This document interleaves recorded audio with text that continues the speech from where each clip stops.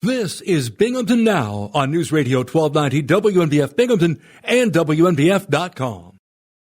When you need mealtime inspiration, it's worth shopping Kroger for thousands of appetizing ingredients that inspire countless mouth-watering meals. And no matter what tasty choice you make, you'll enjoy our everyday low prices. Plus, extra ways to save, like digital coupons worth over $600 each week and up to $1 off per gallon at the pump with points. So you can get big flavors and big savings. Kroger, fresh for everyone. Fuel restrictions apply.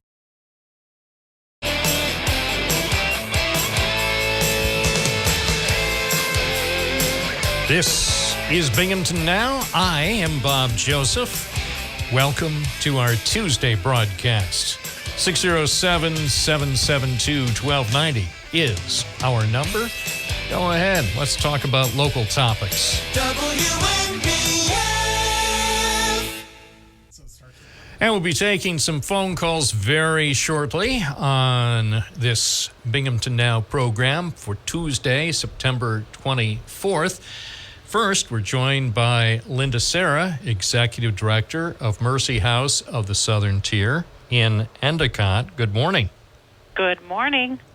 And thanks for being with us. A lot is going on, including the expansion plan, the big expansion plan that was just revealed in the last few days. The groundbreaking will be coming up soon, and Mercy House will be looking for support from our entire community.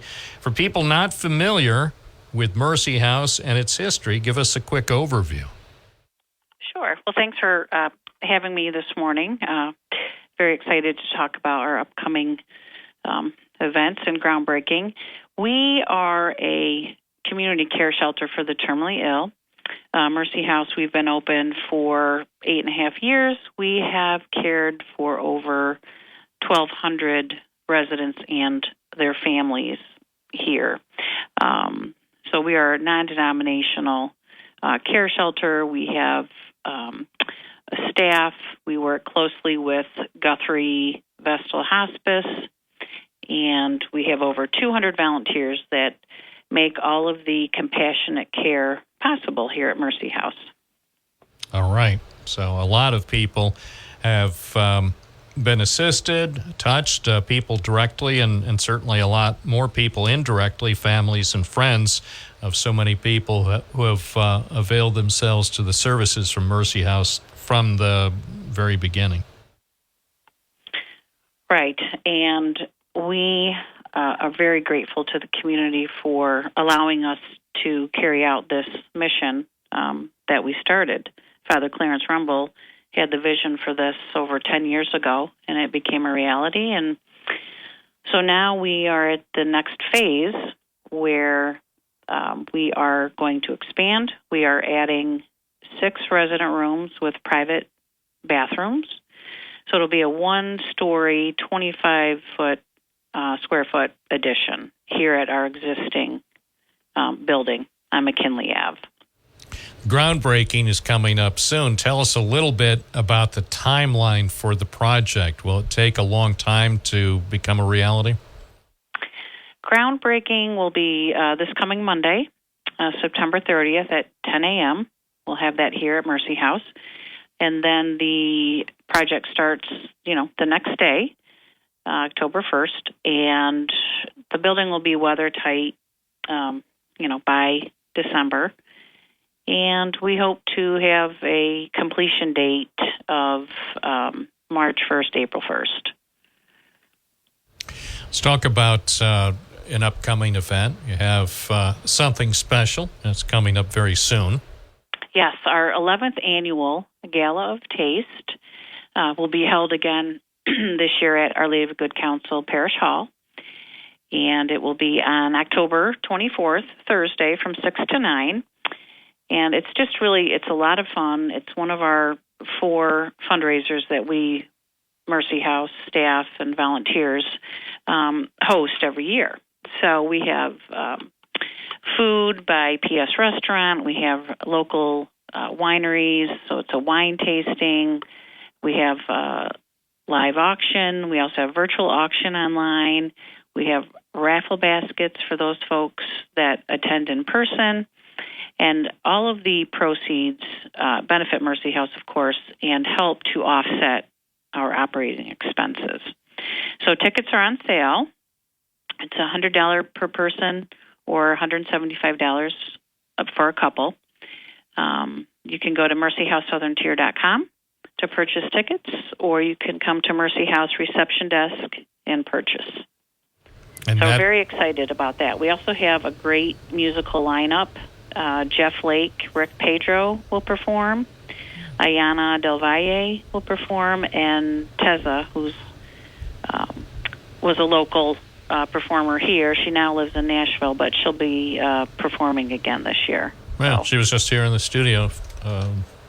I think a couple months ago she was here in the studio. Yeah. So, yeah. So it sounds like you've got a good lineup. Sounds like it'll be a lot of fun, and that's coming up exactly a month from today. Yes. Yep. Very excited. So we encourage everybody who would like to attend to please, get your tickets now. They are limited to 400. So. All right. And whether it's for tickets or more information about Mercy House, people can certainly accomplish a lot just by going to your website.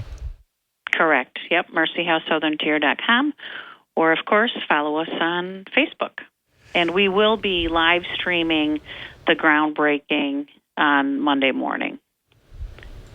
Well, that's good because some people who might want to be there may not be able to make it in person. But right. I'm sure they would like to see the event as it happens because that represents the next chapter for Mercy House of the Southern Tier. Right. So we'll be live streaming on our Facebook page on Monday morning. But again, we're very grateful to the community who has really become our partner in serving our community. Linda Serra, Executive Director of Mercy House of the Southern Tier on McKinley Avenue in Endicott. Thank you so much for joining us on this Tuesday morning. Thank you. Have a great day. You too. Bye-bye. It's 10:17 at News Radio WNBF. News you can use. Speaking of which, we mention it sometimes, but I don't know if we mention it enough. WNBF.com. There's a lot of information on there. I'm always amazed. They even have a story that was just posted a few minutes ago. Protect yourself, how to spot and avoid puppy scams. So I'm going to have to read that because the last thing I want to have to deal with is a puppy scan. I mean, not a puppy scan, a puppy scam. So take a look at that at WNBF.com. How to spot, get it? Woof, woof. Down spot. How to spot and avoid puppy scams online. Take a look. It's the newest story, new feature to protect you from being ripped off. WNBF.com. 10:18. Let's head to those phone lines on this Tuesday morning. Good morning, WNBF. You're on the air. What's your first name? Where are you calling from? Hey, it's Airport Road Bob. Good morning, Bob. Hey. Town of Maine. Good morning to our friends in the town of Maine and the town of Union. Listen, I had to call, and Mercy House is an amazing place. We were lucky enough to get my mom in there. She was there for a few days, and it's just an amazing place. Linda has done a great job there. I'm calling to recommend that people donate to Mercy House and pass the word. I mean, we need more places like this. Our age bracket in the Binghamton area is getting up there for a lot of the residents. And again, super amazing place for people that are, limited to the number of days left in this lifetime. Well, I've been there a few times, and I know some people who spent, some cases, it was several days, some cases it was a few weeks at Mercy House. And I know in those cases it made a big difference, for those people who were preparing for end of life. And it also made a tremendous difference for their relatives and friends. So it's It's had a powerful impact in a relatively short time. And if people know any volunteers that work there, you should praise them. I mean, to give up their time to go through this process with people at the end of their careers. Those people are special. Just wanted to call and give a shout out to Mercy House. Like I said, experience their what they do, and it's amazing. Thanks, Bob. Thank you, Bob. I appreciate the call. It's 1020 WNBF 607-772-1290. WNBF, we're here serving the community. We're here for you. Oh, I know one thing I haven't even mentioned today. Air quality. I don't know that I even mentioned it on Monday. I'm sure it was simply an oversight. Air quality for the Binghamton area is good. Air quality index is only 28. Too often we only think of the air quality index when things are so bad that we could see the air. You remember June of last year when we could see the air. That wasn't that nice. But today, you really can't see the air because it's relatively pristine. Doesn't get much better than this. It's 10:21 at News Radio, WNBF. I see President Joe Biden is addressing the United Nations right now for the final time as president. At least that's what they say. I mean, the reality is this may be the final scheduled time he addresses the United Nations as president. He still has several months to go. Let's see, how much longer? I guess about 4 months. So this may be the final scheduled time that he speaks to the United Nations, but who's to say he won't speak again between now and January 20th? I don't think it's impossible that he'll be back. They might invite him back to speak again between now and his final day in office. Our support to help Ukraine win this war and preserve its freedom, or walk away and let aggression be renewed and a nation be destroyed. I know my answer. We cannot grow weary. We cannot look away. And we will not let up on our support for Ukraine. Not until Ukraine wins a just and durable peace in the UN Charter. And there you go, President Biden. That's just a portion of President Biden's speech before the United Nations General Assembly. It's 10:23. We'll continue to monitor the speech, and we may get some bits and pieces with complete live coverage right here on Binghamton Now on WNBF. Tioga County, Adam in Appalachian. Good morning. You're on the air. Morning, Bob. Hope you're doing well. Everything is fine from my side of the microphone. How are you today?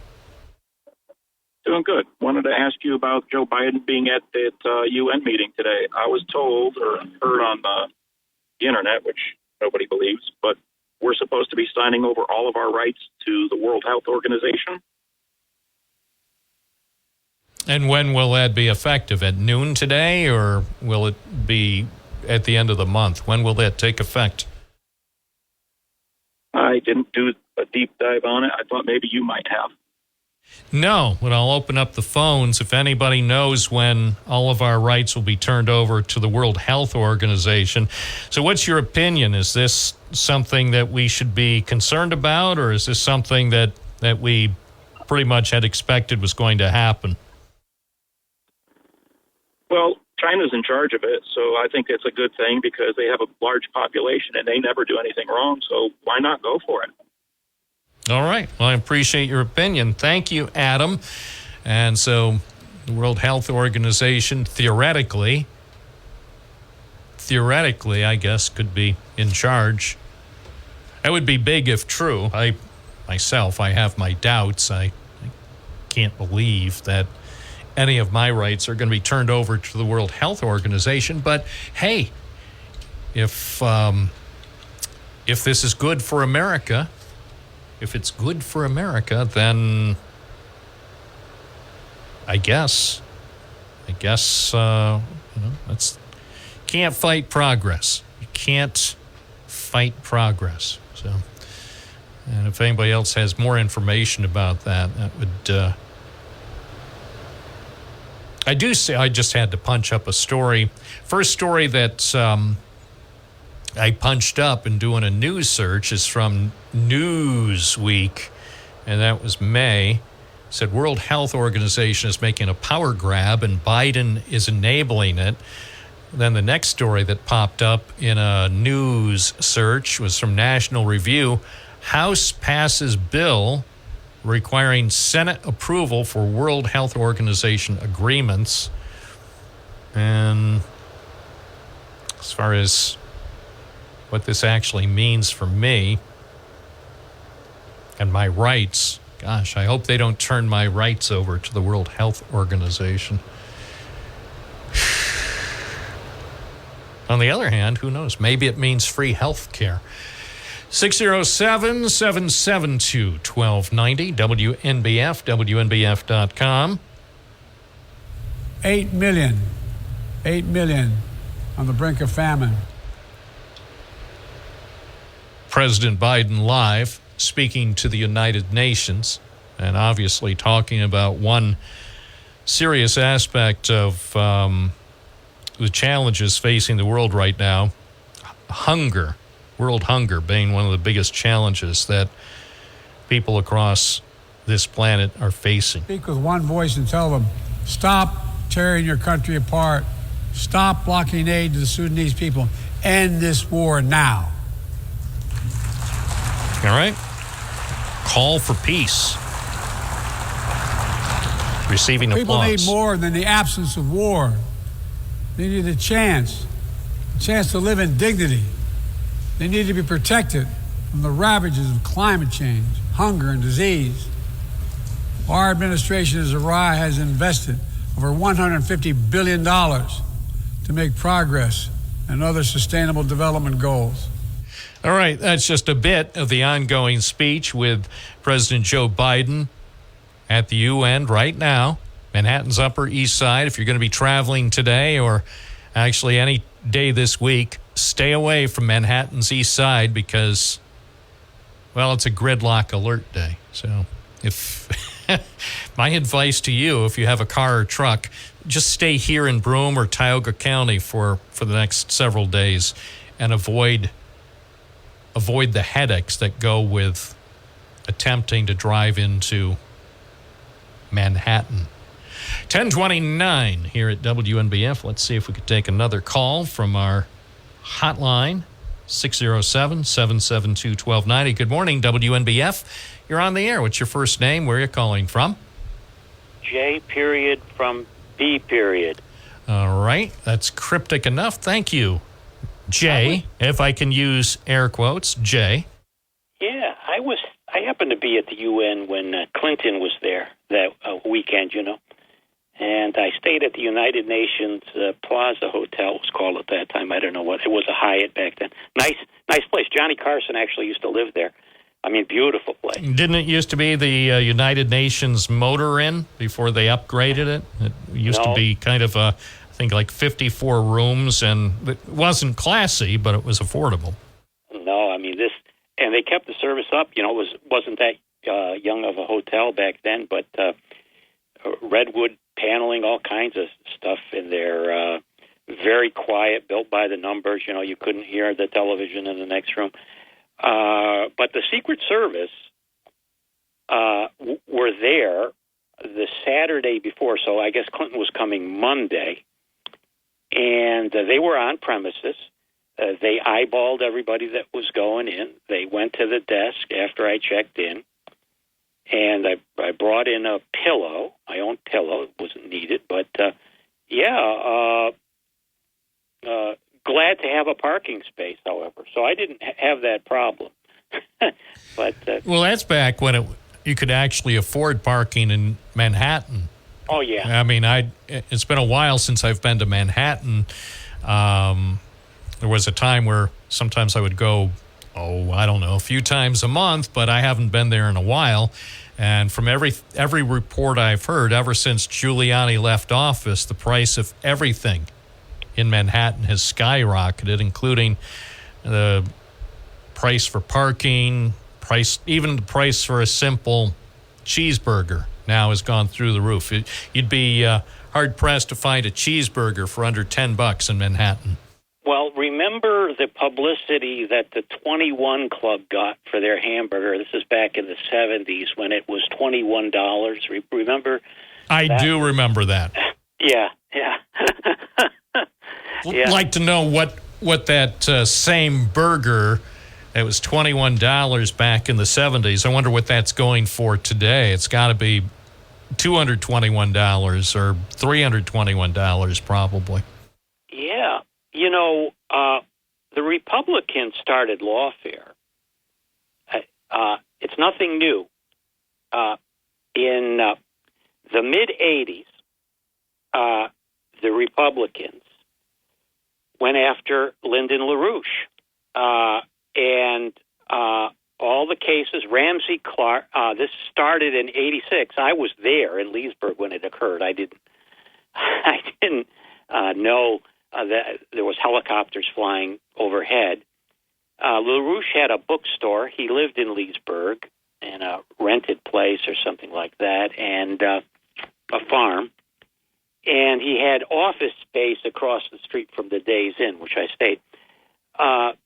The Attorney General, Mary Sue Terry at the time of Virginia, after the federal case went awry, came in with like gangbusters, like a Mar-a-Lago raid.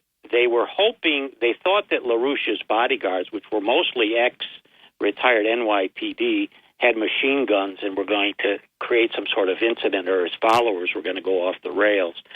But if you look at the LaRouche case, which began around '85, and there was a letter from Kissinger, it's called the Dear Bill letter, where Kissinger writes the head of the FBI and informs him that he's having trouble with the LaRouche people and essentially something has to be done.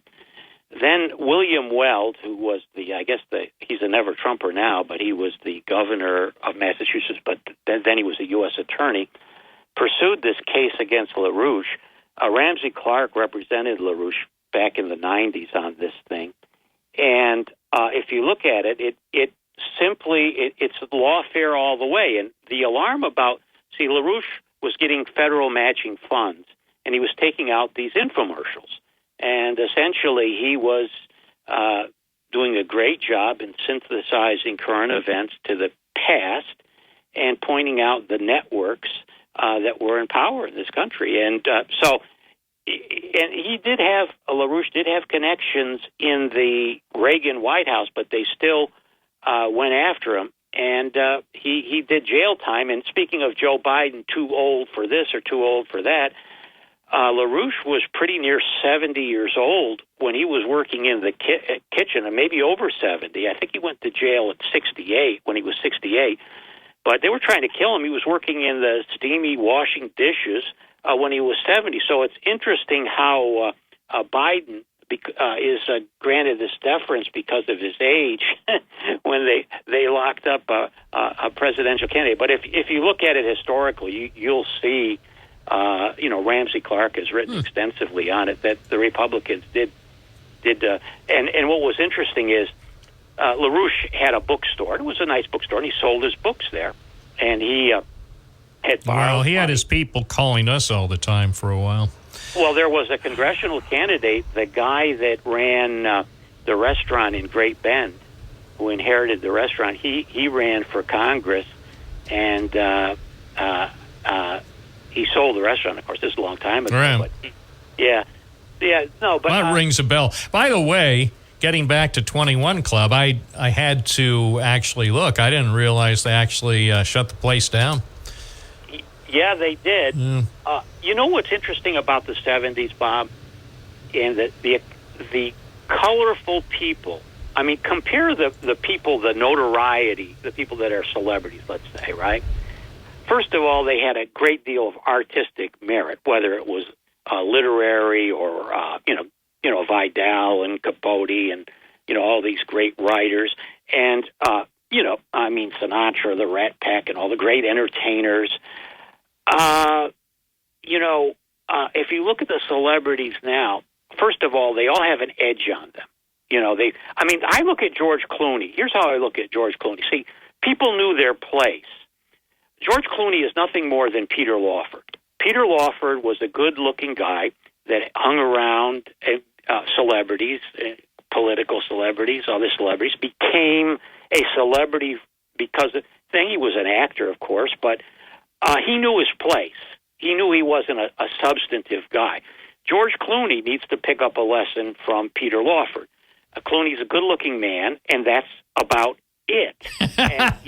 Well, to your point, but your basic point, and we could probably talk about this, who knows, maybe later this week we could do an entire program on how 70s celebrities are so much different from celebrities of 2024, because your basic point is that what passes for a celebrity, and whether you're talking about in the arts or music, movies, whatever, writers, sports figures, broadcasters, what passes for a celebrity today seems to be totally different from what might have been celebrated as well-known celebrities back in 1974. I don't know exactly when and where it changed, but it's so different now. And like everything else that's happened over the last few decades, I simply blame the internet. Well, people were interesting. They were compelling. The interviewers were great, Larry King. And they had a story. Dick Cavett. Hey, Dick Cavett. There were a lot of good interviewers, say, going back to late 60s and throughout much of the 70s. And Larry King managed to be a great interviewer. Actually, I think one of the reasons Larry King evolved into such a respected interview is because he had so much time to do some very in-depth interviews when he started in his prime on radio. I think first in Miami, and then with his national overnight radio program on the Mutual Radio Network. And then obviously, apparently, Ted Turner thought Larry King's style, as heard on radio, would work well on TV at 9 o'clock every weeknight, and it did work for many years. Yeah, and it was, he was very good. But these people aren't interesting that are out there now. You can listen to them for about 30 seconds. They're boring. And, the one thing about the vaudevillians, and in a way, Trump is the last vaudevillian. That's what I would call him. He's on Saturday night, just like Jackie Gleason, But the overwhelming problem that I see today is that all hell is going to break loose, 100%. See, Trump can't lose on this. He wins the election. He wins the election. He vindicates himself. He loses, and all hell is going to break loose. And everybody knows it. There's no question about it. You're not going to be able to print money fast enough to subdue and to make the country safe. The whole country is on the line. He's absolutely correct, and people can't stand it. Well, I'll tell you one thing that shocked me. The other day, somebody finally asked him one of the questions that's been on my mind, and pardon me, John, for saying I don't really take a lot of stock in his answer. The gist of the question was, so if for some reason you don't win this year's election, which is coming up in 42 days, if for some reason you're not successful this year, will you consider running again? And as reported on, I guess, radio and TV, he told an interviewer that he didn't intend to run again. I got to tell you, John, I don't think that's true. I would bet the house, I would bet the ranch that Donald Trump will run again in 2028 if for some reason he doesn't succeed this year. Well, let's hope that he does. I don't have any. Oh, by the way, did you see Josh Riley comes from a Republican family? I saw that.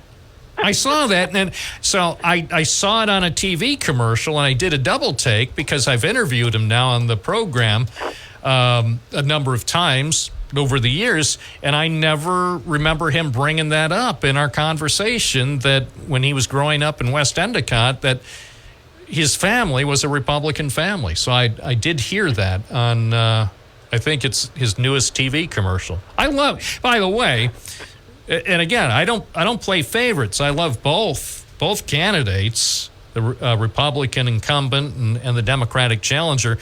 And I've had always been interested in having the candidates on the program to talk about the issues. But I have to say, I also am finding some sort of pleasure in their TV spots.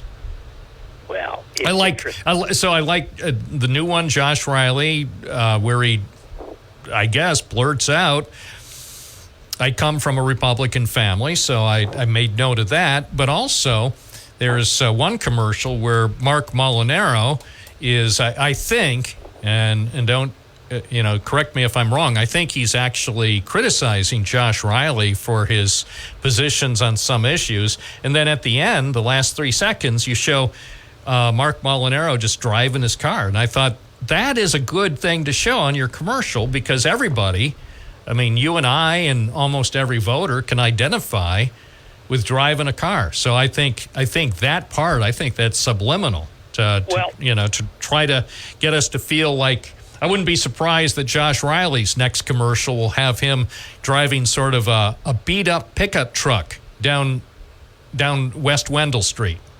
Two chainsaws. Order 2 chainsaws. No, because here's the thing. Remember, sadly, what happened to the late and dearly departed Maurice Hinchey when he had a very serious.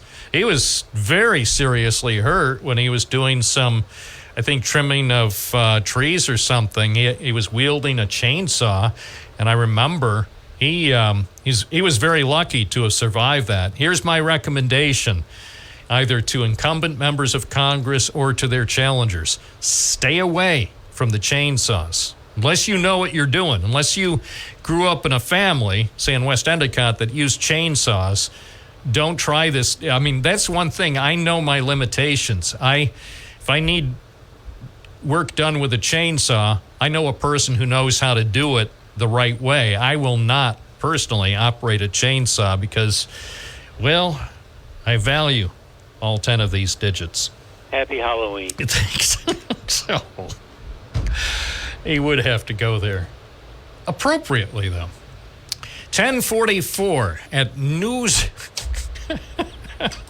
It's just an image that you get on the radio. That's why WNBF's Binghamton Now appeals to the masses, appeals to all demographics, the young and the old, the moviegoers, and the people who simply stay at home watching video games. 607-772-1290.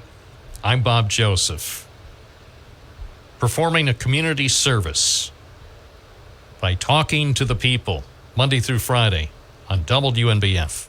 Let's go back to the phones. Daniel in Harpersville, you're on the air. Hey, good morning, Bob. Morning. What's on your mind? Well, I'm calling about the gentleman who called about the World Health Organization. From what I understand, I've been following, and like a lot of other people that I know, back in 2017, a weird thing happened. Q started. Do you remember that conspiracy group that was in the news a little bit? Oh, do I? Was it Q or was it QAnon? Well, that's the thing. It was always hard. It's always hard to follow exactly where they were at any given time. Yeah, it kind of came in and then faded out. But I've been sticking with it since 2017, and I suggest looking at QAnon.pub. It's a website. It just says it's pretty much everything that Q ever dropped. It's just libraried. And what the gentleman was talking about with the World Health Organization, those Q drops, as we call them, referenced a lot of that about Trump going to the UN and speaking on the behalf of America's sovereignty. And he pretty much threw it in the world's face, like, you're not going to step on our ground. And at the time, this was like 2018 maybe, when he was doing it, we were all like patriotic and yay, go Trump. But now the future is proven by the past. And it gives you a window of what they might really be doing. And like, I think you referenced a little bit, you looked on the internet and found for yourself that it could be some scary things, right? Well, potentially. Doing just a cursory search. I mean, I certainly will have to stay up late reading some of the articles to better inform myself. But based on just the first few articles that popped up in a Google News search, the headlines kind of scared me because just between you and me, Daniel, I don't want to give up any of my rights to some organization, some shadowy organization that I don't even know who's in charge of who's on first. You know what I'm saying? Yeah. The other thing about this Q business is they also mentioned a lot of that, like P. Diddy, Jeffrey Epstein. Oh, let's not talk about them. It's a family show. Nope. Let's talk about something nice, though. Everything was going so well, and then we had to slither into the putrid swamp. Hopefully, Bongino can talk about that coming up in about an hour. Let's talk about the weather, though. That weather certainly took a turn, didn't it? Yeah, I enjoyed the rain. So, yeah, as far as those other guys, I mean, I'll just say this, and then we're going to drop it because it's hard. Hopefully, never becomes a local topic. It'd be awful if there was some sort of Binghamton connection. But at this point, let's just say, with all the sordid allegations that have come out, it's just enough to make me want to end my subscription to the internet. It makes you want to put blinders on your children. Yes. Makes me afraid to even go to any pizza place for fear of what's going on in the basement. Yeah, who knows? You know what I'm saying? All right, thank you. And by the way, say hi to all my friends in Harpersville. Yes, I will. Thank you. It's 10:51 WNBF. Again, the internet these days, it was bad. It was bad a year ago. It was bad 6 months ago, but it just seems with every successive week, every day, new levels of badness are being pushed out by the internet. I just don't understand. I just don't. And yet, apparently, that's just something we have to put up with. Doesn't seem... I mean, obviously, I was kind of kidding about the internet because I can't go through life. Look, I'm a journalist. I host a talk show. There's absolutely no way that I can get through a week without the internet. Although I did try it. I tried that a couple years ago when I was on vacation. I think I went a whole week, maybe even 9 days without the internet. But I decided that's no way to live. It's no way. When you think about it, you need the internet. But you take the good with the bad. And a lot of this stuff on the internet these days, and some of these accusations and the he said, she said, and some of the stuff was just, ooh. So, of course, of necessity, since I brought it up, I had to get the specifics on Maurice Hinchey. So what I was referring to was when Congressman Hinchey was very seriously injured 20 years ago. So here is the story as it appeared in the Binghamton newspaper on July 10th, 2004. Hinchey injures leg with chainsaw. And I remember speaking with him a few days after this happened. He was very happy that he didn't die. Trust me. Congressman Maurice Hinchey is recovering from a chainsaw injury to his leg suffered while working on his property. This is July of 2004. He was thinning out an acre of his land in West Hurley when his chainsaw bucked into his right shin. According to his office, Hinchey, who was working alone, was able to drive himself to a hospital in Kingston where an orthopedic surgeon tended to his wounded knee. He was released on Tuesday and a few days later was recuperating at his home, according to his office. Hinchey was excused from floor votes for the week after he was seriously injured in the chainsaw incident. So that, I can't believe that was 20 years ago. 20 years. Just never know. It's 10:54 WNBF. Good morning. You're on the air. What's your first name? Where are you calling from? Hello, Bob. This is Martin. Hi, Martin. What's up? Hey, concerning John's call there about Trump and vaudeville, that was a continuation of the minstrel shows and circus, and a lot of the acts were dependent on blackface, and which would suit Trump pretty well. I think that's possibly where he would go. But also when he mentioned about Peter Lawford, he didn't say his connection with all those guys. He married John Kennedy's sister, Patricia. They had 4 kids. And so that's why he was kind of a little nepotism, but he was involved there and had some little say into, what was going on. I mean, with their, as far as the Brat Pack went. And as far as our country going to hell, well, I've been watching the president and also the president of Poland yesterday. I mean, they're scared to death that if he wins, Europe will go to hell, and he'll cut off the aid, and then, also NATO. And, well, who knows? Do you think if Donald Trump then wins in the election, which is exactly 6 weeks from today, do you think if he wins a second term, then NATO will just have to dissolve? Because the United States probably would, I guess, pull out of NATO. So that could that lead to the end of NATO?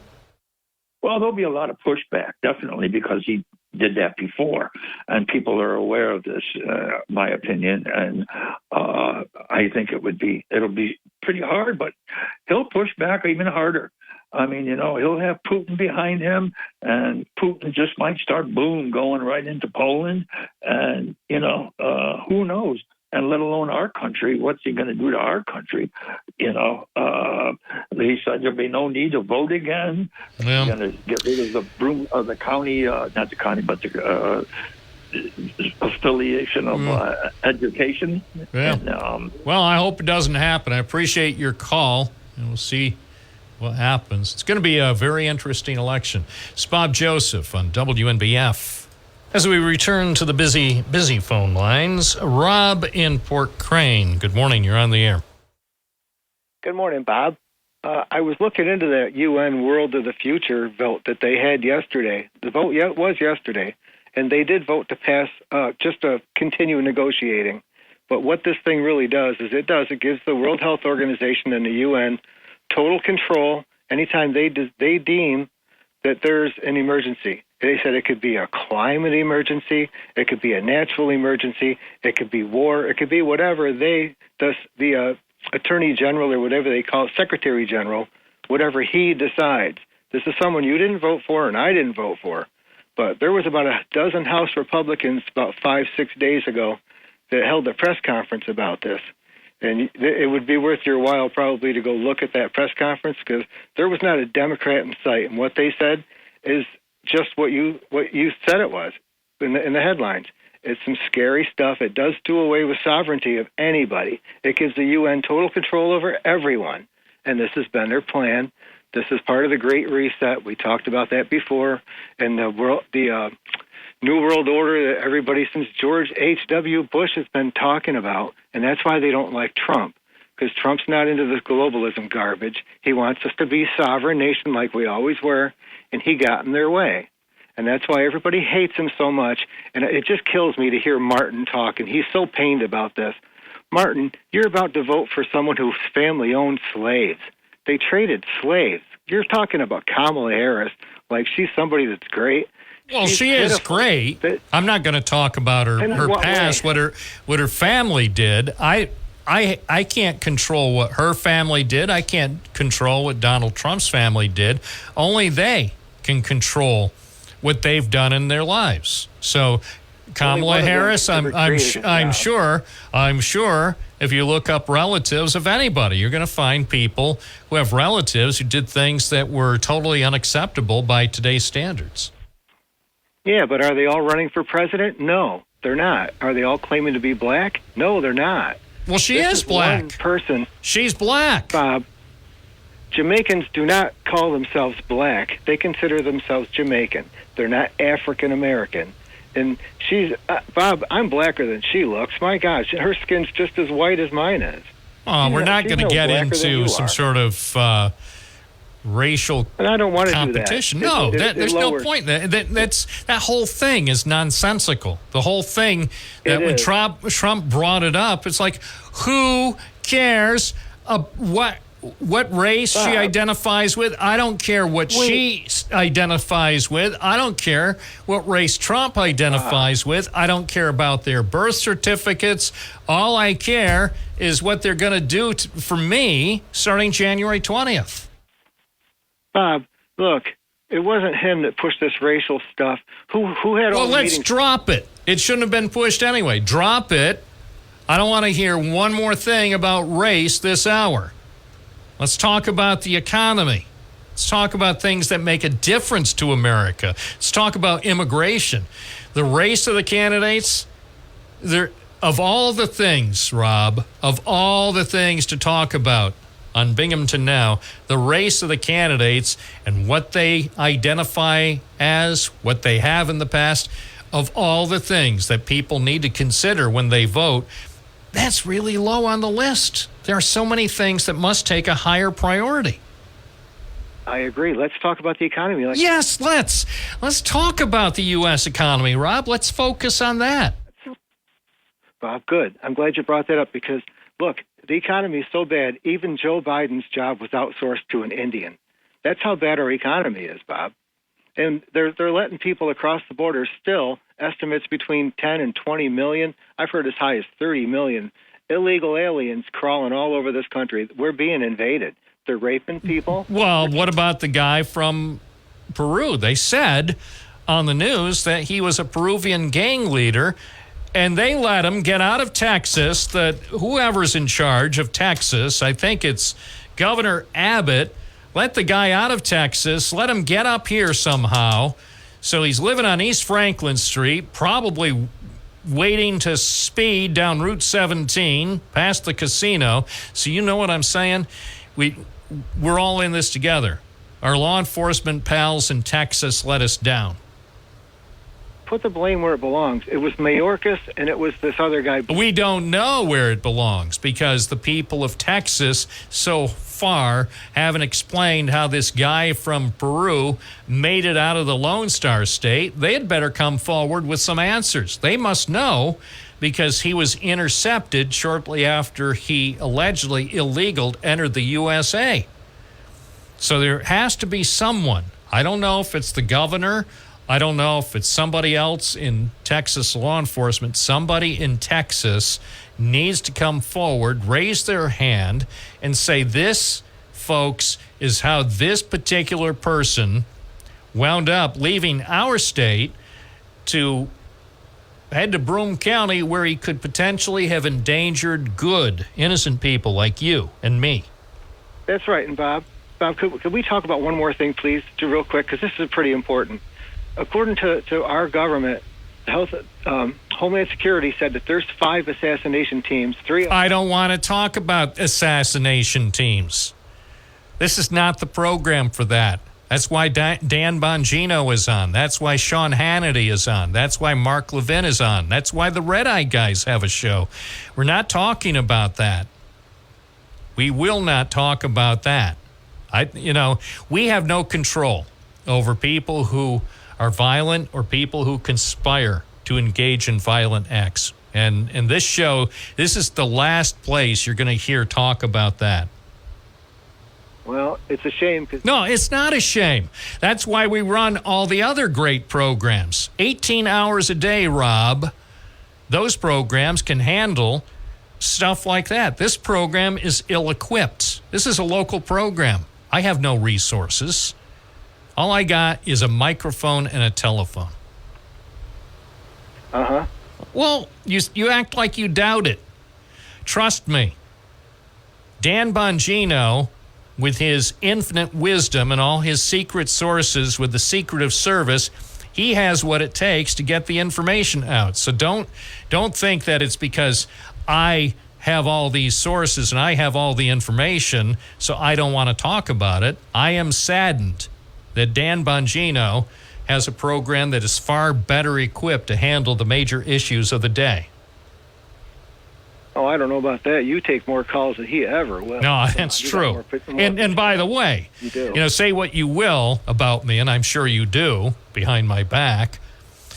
Say what you will, but you at least get a chance to be on the program on a fairly regular basis. Now, having said that, I'll be the first to acknowledge it's rare that you and I agree on a particular issue, but you get on the air, and yes, I admit, I'll put you on a short leash for certain things, but some things you get to at least express your view, which is, got to say this, and this is not meant as a criticism of Bongino or Hannity or Levin. I honestly think that I am the most fair person on this station when it comes to allowing more points of view. Not every single point of view, as you can attest, but I bet I allow more points of view in the average week than anybody else on the station.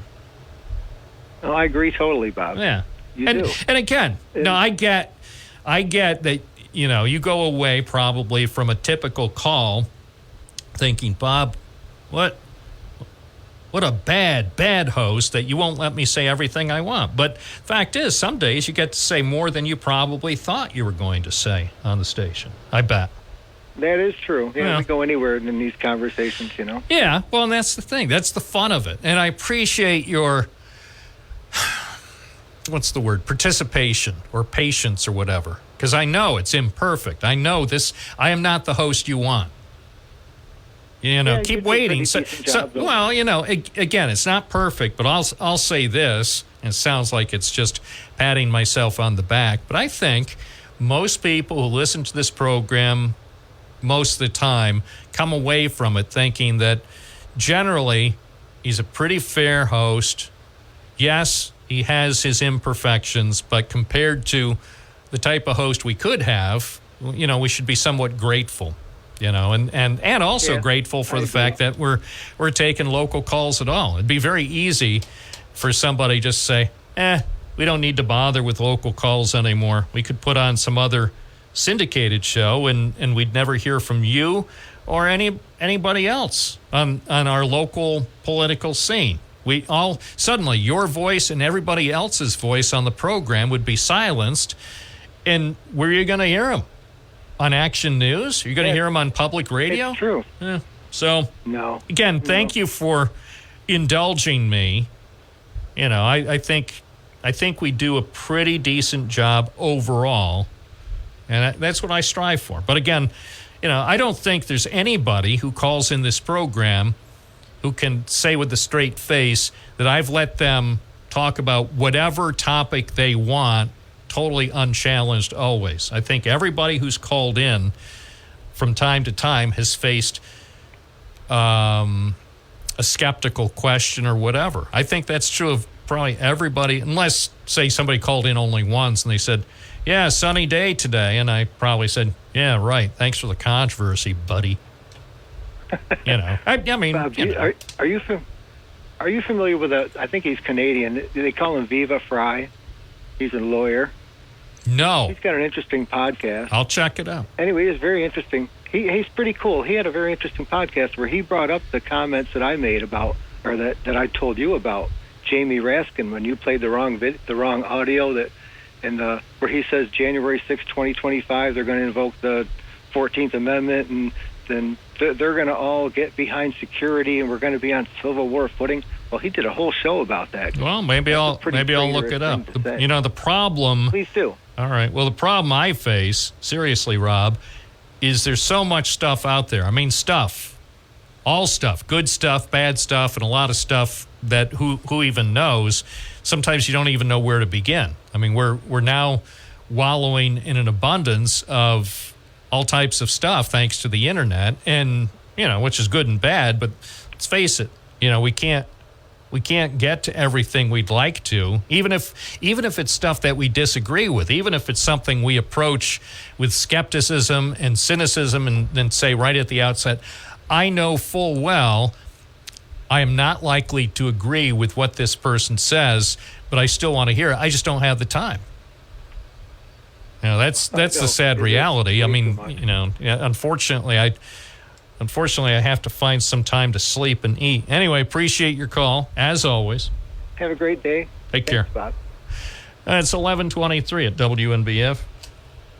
Gary from Binghamton South Side, thanks for hanging in there. Good morning. Yeah. Phew, man. Yeah, sorry. I got wound up there, and I apologize for that. Yeah, no, I'm not talking about you. Yeah, but again, I know not everybody can agree with him, but then not everybody agrees with me. So thanks for your patience on that. Well, I just wish that these, including John from Binghamton, these self-professed Republican right-wingers that will never vote for Kamala, give us some reasons to vote for Trump, because I have not heard one on your radio. Now, I can give you hundreds of reasons not to vote for Trump. Okay, that I can do, and I can give you probably 100 reasons why to vote for Kamala Harris. But I wanted to talk about an article that I read this weekend in the New York Times. It's from the National Security Leaders for America, the NSLA 4A, and they're National Security Leaders for America advocates for positions, values, and elected officials who strengthen the United States as a democratic nation. Now, they have come out with 741 of their members are endorsing Kamala Harris. And of those members, there's 15 retired four-star generals, 12 former cabinet officials, 8 service secretaries, 120 ambassadors, and 3 Trump former cabinet officials as well. Now, they're all worried that Trump is going to get rid of democracy. These are people that fought for let me say this. He's not going to get rid of democracy. Come on, man. Well, that's what their statement Wow, says. They can say what they want. Well, look at these people. Donald Trump in his own mind may think he's powerful, and certainly is a lot more powerful than you or me. He doesn't have the power to end democracy in this country. Okay, you believe what you want to believe. Okay, 2024, Project 2025. Well, that's different, Project 2025, but he has nothing to do with that, he says. Okay, so anyhow, she's got 400. Now, how many people have endorsed Trump? Now, Kamala Harris has got a list. She's got 400 economists. The National Law Enforcement just endorsed her. She's got endorsements coming from everywhere.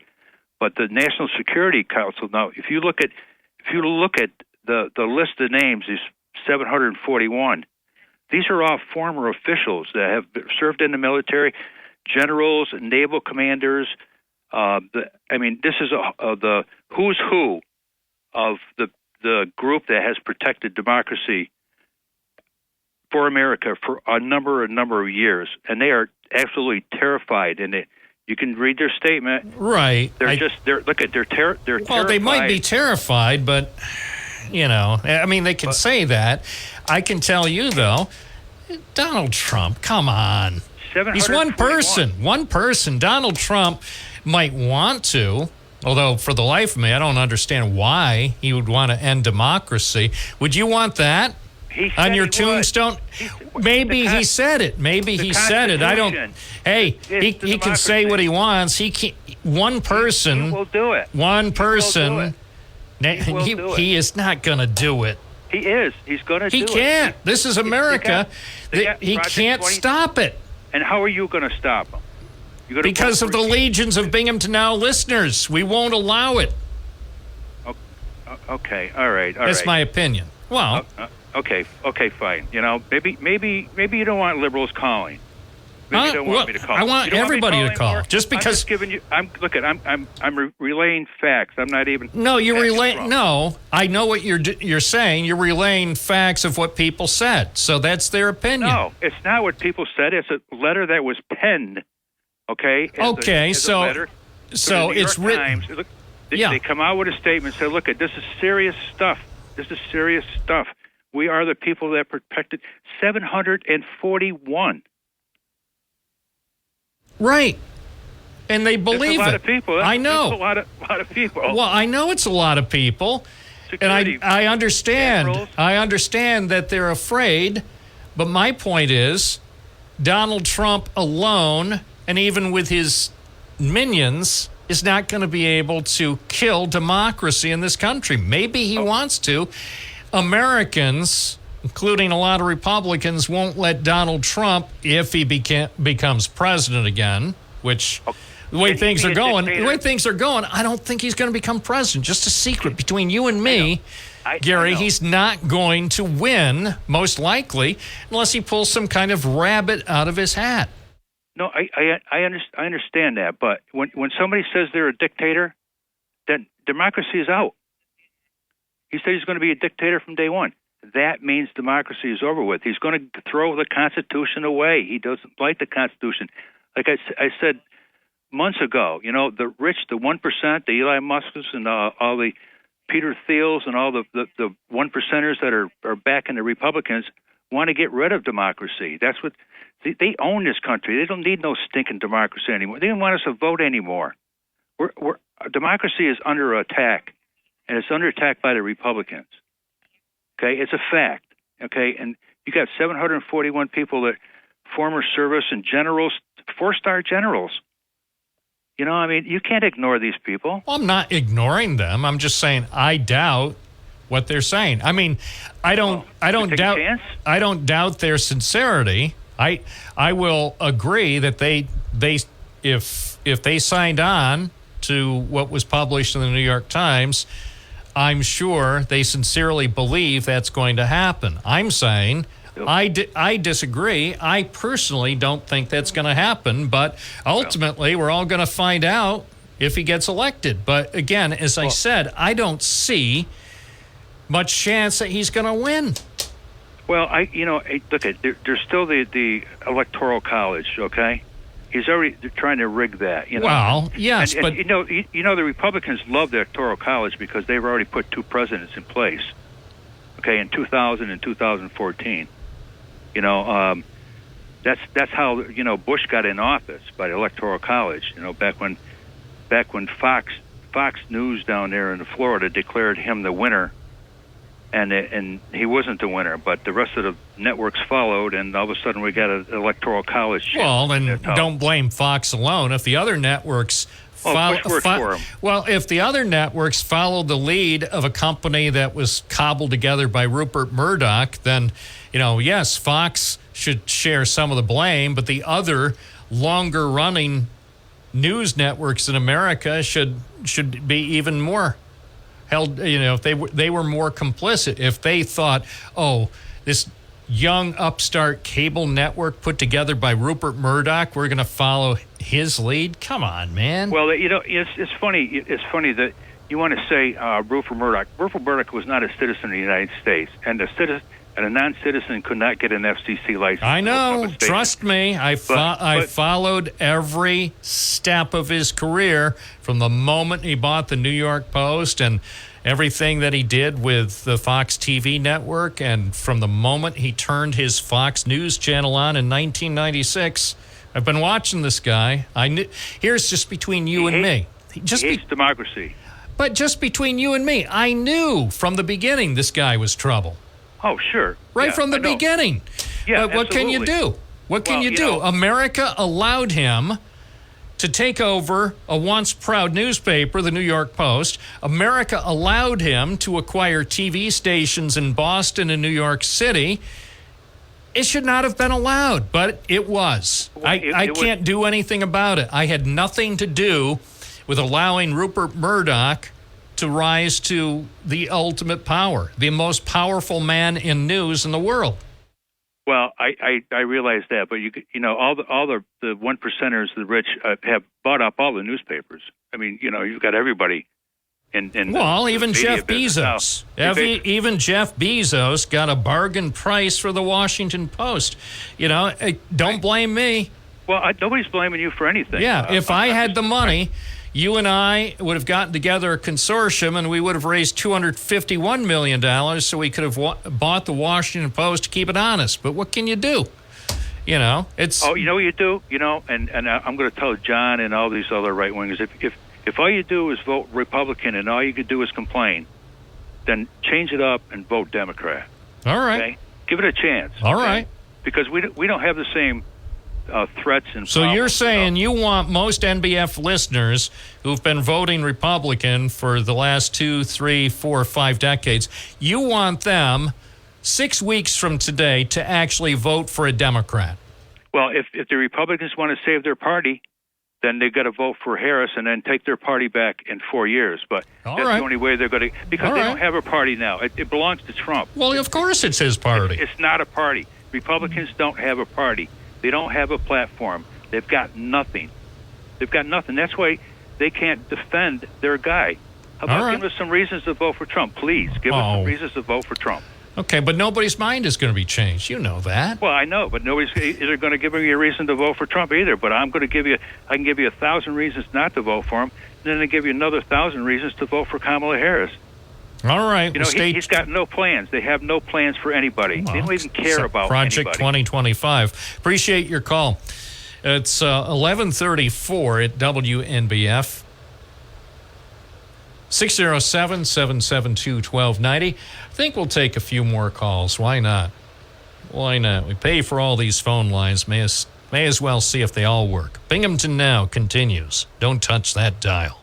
All right, let's punch up more lines here. Starting to get punchy here. DJ in Binghamton, good morning. You're on the air. Hey, good morning, Bob, and everybody. Just wanted everyone to know, if you plan on getting groceries today at ID on Harry L. Drive, it's closed till 3.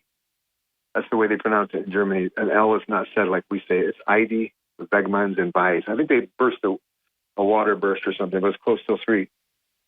Bob, the reason I'm calling you is because last night, for the first time in my life ever, I was talking to my daughter on the phone. I got a call on my landline, and somebody pulled me. You know how you always see on TV, so-and-so's ahead by 4 points. You hear it on the radio. I've never been pulled. Who pulls? And she did. Her name was Zoe. She sounded like the age between 18 and 25. And she asked me a lot of questions. We named names. And she asked me, are you voting for... She couldn't say Molinaro. And she asked me, what I thought about Josh Riley, why I vote the way I vote. It was a legitimate pollster. And we had a pretty good time. I actually made her laugh so hard she snorted like George Costanza.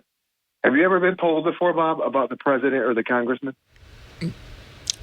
That's a personal question. I don't want to talk about that. Well, that's okay. I never have. Basically, you believe this person who claimed that she's asking you questions. You believed her, that she was interested in your personal opinion. First of all, I got rid of my landline in 2007. I just got a new landline. And so I'm very acquainted with the professionalism of the call center. I know about the call center. When I was a pastor, I worked at one in the 90s because you're supposed to work when I was a pastor, and I also worked. So, and of course, since then, my opinions and beliefs have changed about things like that. But anyway, she was a hired call center pollster, and she told me where she was located and everything. And there's a phone now. Anyway, hey, there's I went to see Am I Racist that made $9 million and took $4 million to make.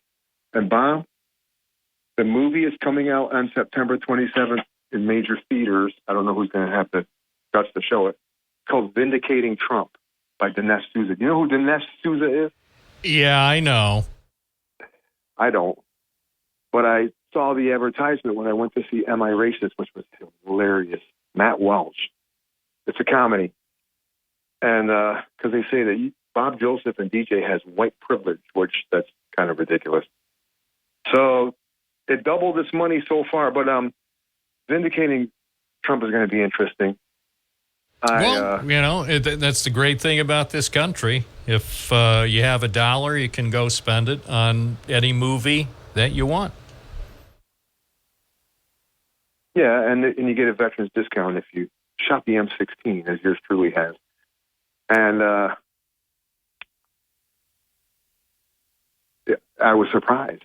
I've never been polled before about the president and the congressman. Well, at least she said she was a pollster. She was. I'm very acquainted with the professionalism of the call centers. I don't just talk to anybody. And she probably got my number because it was a new number. Yeah, and she got your credit card number, expiration, security code. Oh, I had to give her, Bob, my credit card. Of course. That's how these pollsters work these days, because they want to make sure that they're talking to a real person, so they need to get credit card numbers and social security number too, and that's only just to verify that you're not a robot.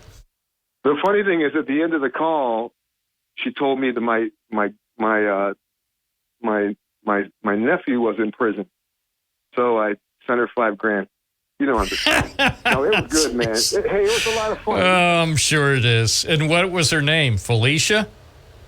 No, it was Zoe. Zoe. Very young. Okay. All right. Very young. Well, all right. Don't laugh at me. You never did a poll before. Hey, I had a lot of fun. At least I looked at my daughter's phone call, but I called my daughter. That's why I don't answer my phone. See, I have a phone, but I don't answer it. So I'm not. The odds of me ever being polled are exactly zero. Nilch. Nada. You can't be polled when you don't answer your phone. I don't fear anybody. Well, it's not fear. I just don't have that kind of time. I'm not going to be dealing with hoaxsters and people trying to... Who knows what they're up to? Who knows what they're really up to when they call? Anyway, thanks, DJ, for sharing your firsthand experience. Good luck trying to call me. Unless you call 607-772-1290. Then, of course, go ahead. Call me. If you try to call me afternoon, good luck. Let's see. Oh, look, it's Vinny from Binghamton. Good morning. Hey, Bob. Good. He just got polled by Zoe. Yeah. It doesn't sound like a scam to me. Well, what can I tell you? Yeah, whatever. You know, my personal advice to people: if you have a phone, don't answer it. Don't answer it unless you recognize the number. But even then, remember, numbers can be spoofed. So just because it's a number you recognize doesn't mean that it's really a person who should be calling you. Anyway, that's not why you're on the line. What's your opinion? Well, I'll tell you. I was going to first call in because I wanted to talk about this past Sunday's paper with the opinion page, and our former mayor, not Matt Ryan, but Richard Bucci, had a piece in there. But when I heard Gary call in, I wanted to say, Gary, I hope you're still listening. I agree with you 100%. You know, when you... What, about our democracy? Yeah, and I'll tell you why, Bob. Okay? Democracy, you think Donald Trump single-handedly can wreck our democracy? Well, can listen to this. Let me just say this. Right after the election in 2020, when he lost, he started this thing about, it was robbed. I was robbed. What you saw wasn't true. I won this election, blah, blah, blah, and blah, blah, blah. So the Republicans are watching him. So what's one of the first things they do? Let's start closing some of these poll precincts. So people are standing in line. Okay? And then next thing you know, these poll watchers are being afraid. Okay? They're getting scared. Oh my God, they're scared. Oh, because I noticed that on TV. I'm like, why are all these lines in like Atlanta and down these southern states? We go nuts if New Yorkers had to stand in line. I mean, these things were wrapped around, man, and they're hot. It's 90 degrees, and they're standing in line. Close some of the poll precincts. And what did they tell the American people? Oh, we're trying to save you tax money. That's one. Then they try, you can't bring water to people standing in line. You can't do that. Okay, people, I got to get to work. What was a better way? Hey, I know. Let's do some mail-in voting. Oh, we got to stop and we got to stop that. Okay, you can only do. Well, I mean, the bottom line, obviously, he's like every other candidate. He wants to win at all costs, but it doesn't mean he personally can end democracy. And I don't look, Vinny. Bob. Vinny, democracy is not going to end because everybody who listens to Binghamton Now, everybody who watches CNN, everybody who watches Fox, everybody who watches ABC and NBC and CBS and reads the paper, especially the New York Times and the Washington Post, they're not going to allow democracy to end. They will not allow it. They will not allow any president, regardless of whether her name is Kamala Harris or his name is Donald Trump, no president of the United States will be able to end democracy. I think what I'm trying to say, and I think he can speak for himself, but what I'm saying is, don't take democracy for granted. Okay, I'm again on the other side. Don't take democracy for granted. You see what has happened.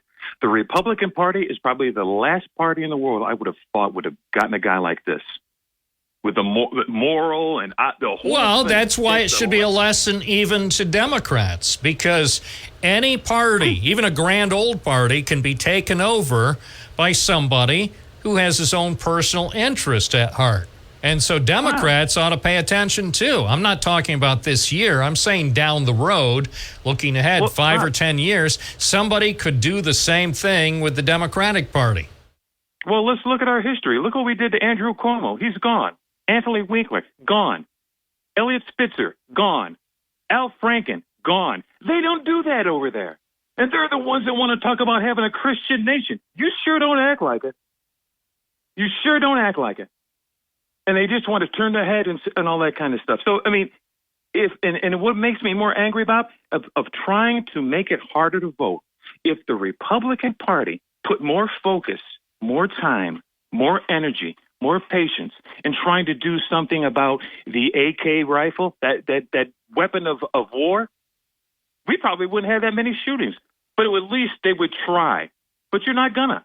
And you said it, and I know, but we got to still keep trying. If they put that much there's not enough political. The political will doesn't exist, and it's not just about Republicans. It's even Democrats. It's about Americans. There's not enough political will to make big enough changes to have a really perceptible impact on the violence that goes on in this country. The political will still doesn't exist, Vinny. Well, I think because people don't want to listen. Well, that's it. Exactly. Thank you.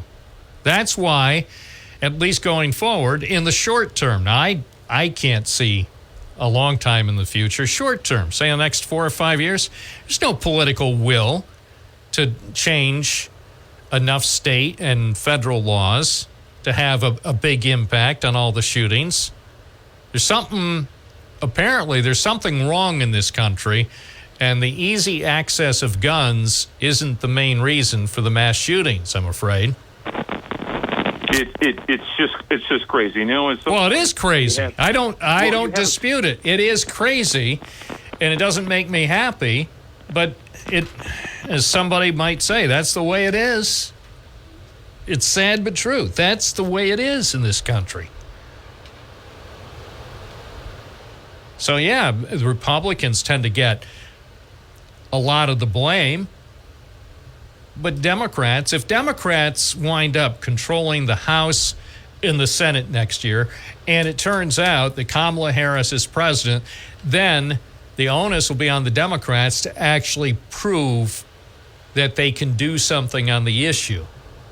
And I'm not sure if we'll see that happen, but say if Hakeem Jeffries is the Speaker of the House and Charles Schumer is the Senate Majority Leader and Kamala Harris is president, then we should be able to see some really fast action in 2025 on the issue.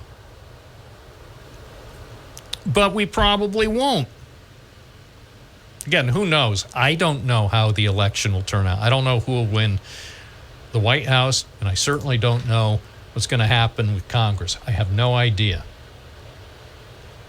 But just look at what's gone on in this country over the last few decades. Very little gets done from a legislative standpoint in Washington. It's 11:50. This is Bob Joseph live on WNBF. What a great show. Jesse in Owego, you're on the air. Yeah, Bob, good morning. The only polls I'm familiar with are flag polls and poll dancers. I've never in my life got a phone call for being polled about any governmental... Yeah, well, if somebody calls and says they're polling you, you better hang up. Yeah, pretty much. Now, as for what's going on between Trump and Harris, I don't care about parties. What I care about is the issues. One side is at least putting out issues so I understand where they stand. The other side is dancing around, and they're not putting out the issues of what they are going to do to benefit and for our country. I'm just like, that's the only thing I go by. Nothing else. All right. Well, all I can say is about Kamala Harris, and this is between you and me, and the flagpole. See what I did there? All I want is for Kamala Harris to start answering some questions. I'm tired of her not answering questions. I want her to start answering questions, but she doesn't have to start until Sunday on 60 Minutes. I just want her to go on 60 Minutes and then answer every question, even the ones from Leslie Stahl. Gee, 60 Minutes might as well become 60 seconds anymore. Yeah, well, I'd say it's time. It's time for her to start answering the questions. Rita from Johnson City, good morning. You're on the air. Good morning. So what's up? Hello? I only have a little bit to say today. Well? I'm just going to say that I wish that our government would put more time into gun control and stop worrying about women's abortion rights. Women should take care of their own rights, but I think the government has got to stop with these guns and killings. I think that should be their main campaign strategy. I think they'd win a lot of votes if they could do something about that. But they would lose a lot of money in campaign contributions. Well, I mean, the gun industry has lots of money to pour into the campaigns. Well, I understand that, but I think our children are more important. Well, I agree with you. I agree. I think the gun industry should stop, at least for 5 years, the gun industry should stop pouring money into campaigns and then, take the money out of the process. I appreciate your call, Rita. Thank you. Thanks. Yeah, gun industry should take 5 years off and let people be able to decide on these issues without being swayed by millions of dollars in campaign cash. Paul from West Windsor, you're on the air. Hey, Bob, we agreed that America's going to be okay no matter who is elected because of our Constitution. It's the glue that holds our country together. Yeah, this country is going to be fine. I don't understand. Look, I don't know how the election is going to go, but I'll tell you this. Whoever is sworn in on January 20th is going to have a big task ahead of him or her. And then America has to try to unite, not get behind the next president on every issue, but Americans, along with congressional leaders, will have to work together on some key issues so we could make some progress in the next 4 years. So in their 10 years, who has supported the Constitution better, Trump or Kamala, in their 10 years? Who's a better Constitution. I think they both love America and both love the Constitution. Well, who loves the Constitution more? Well, I don't know. I think Kamala Harris loves it more. But I will say this, that Donald Trump is the only person I've ever seen actually hug the American flag. So there's that. Well, I like that to be a factor when people choose their president. Who loves America more? All right. Who they've seen actually hug the flag in public. If that's the case, we know who's going to win. Thanks for your call. Okay, bye. I don't think Kamala Harris is ever going to hug the American flag in public. I doubt it. Maybe at the next debate, October 23rd. That's all the time we have for today. I'm Bob Joseph. You're listening to News Radio, WNBF and WNBF.com. When you need mealtime inspiration, it's worth shopping Kroger for thousands of appetizing ingredients that inspire countless mouth-watering meals. And no matter what tasty choice you make, you'll enjoy our everyday low prices. Plus, extra ways to save, like digital coupons worth over $600 each week and up to $1 off per gallon at the pump with points. So you can get big flavors and big savings. Kroger, fresh for everyone. Fuel restrictions apply.